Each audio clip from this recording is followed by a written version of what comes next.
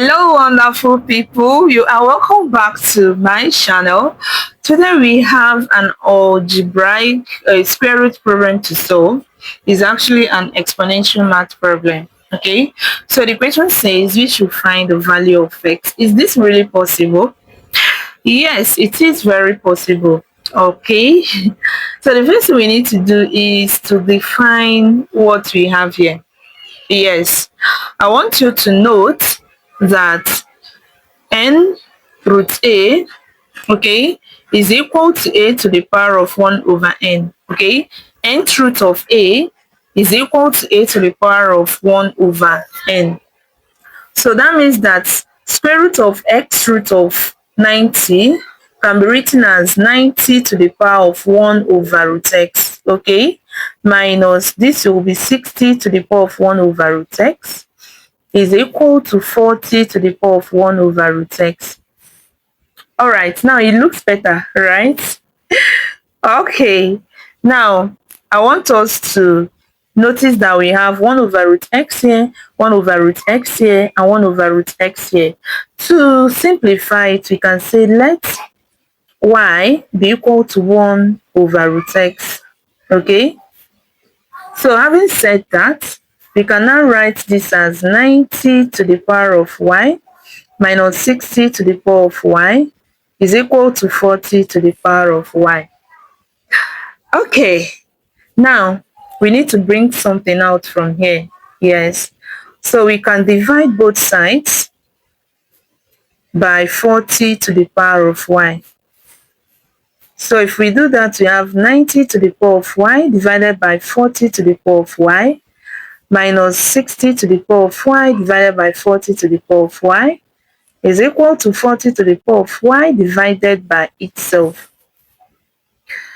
So note that a to the power of x divided by b to the power of x is equal to a divided by b raised to the power of x.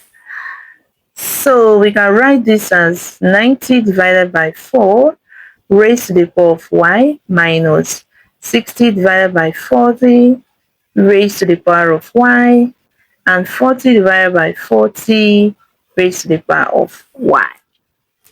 Okay, now this will cancel this and we are left with 9 over 4 to the power of y minus 6 over 4 to the power of y is equal to, when this divides itself, we have 1 to the power of y.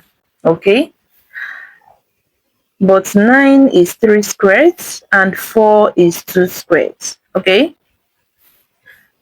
so we have 3 squared over 4 squared, over 2 squared raised to the power of y minus 6 is the same thing as 3 multiplied by 2 and 4 is the same thing as 2 multiplied by 2 raised to the power of y is equal to 1 to the power of anything is still 1. So here we can remember that a to the power of m raised to the power of n is equal to a to the power of m times n. Okay, but before that, this note again that a raised to the power of x divided by b raised to the power of x is a divided by b raised to the power of x. We have done this before, so that means we can write this as 3 over 2 raised to the power of 2 raised to the power of y minus, now 2 we remove 2, we have 3 over 2 raised to the power of y is equal to 1. Now applying this, okay, remember that a to the power of m to the power of n is also equal to a to the power of n raised to the power of m. So we can actually bring one in and take the other one out without changing the value. So that means we can write this as 3 over 2 raised to the power of y, then raised to the power of 2 minus 3 over 2 raised to the power of y is equal to 1. So we can see we have this here and we have it here. So we can say let 3 over 2 raised to the power of y be equal to p. Okay, so if we say that, that means what we have here is p squared minus p is equal to 1. So if we bring 1 inside, we have p squared minus p minus 1 equals 0. Okay, now we can solve this using the quadratic equation formula that states that x equals minus b plus or minus square root of b squared minus 4ac, everything divided by 2a. So in this case, our a is the coefficient of p squared, which is 1. Our b is the coefficient of p, which is minus 1. Our c is a constant, which is minus 1 as well. So solving, we can say that in this case, we are looking for p, not x, right? So we can say that p is equal to minus minus 1 plus or minus square root of minus 1 squared for our b, right? Minus 4 multiplied by our a is 1 and our c is minus 1. So multiply by minus 1, everything divided by 2 multiplied by 1. So we have that p is equal to minus minus is plus, so we have 1 plus or minus square root of minus 1 squared is 1 minus 4 times minus 1 is minus 4. Everything divided by 2 times 1, which is 2. Please hit the subscription button, turn on your notification bell if this is the first time you are seeing this wonderful channel. Give us a thumbs up if you love what we are doing. Tune in at your convenience. There must be something new for you to watch by God's grace. Thank you very much. So we have p equals, I'm going to write what we've written before. The last thing we wrote is this: 1 minus minus 4 divided by 2. So you can see p is 1 plus or minus square root of 1 minus minus is plus, so we have plus 4 divided by 2. P is equal to 1 plus or minus square root of 5 divided by 2. So you can see that we have two values of p, 1 plus root 5 over 2, and p2 is 1 minus root 5 over 2. Now notice that this will give us a negative value, so we cannot use it. Why? That is because recall that our p is 3 over 2 to the power of y. You can see it, right?